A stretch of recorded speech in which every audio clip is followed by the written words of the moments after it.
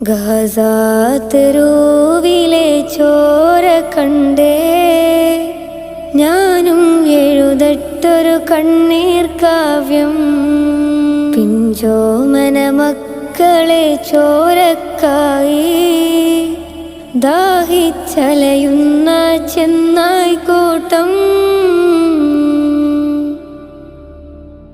മരിച്ചത് ഞാനല്ല, നീയാണ് മുസ്ലിമേ. ഫാസിസ തടവറയിൽ അടിമയായി നിൽപ്പോ നീ.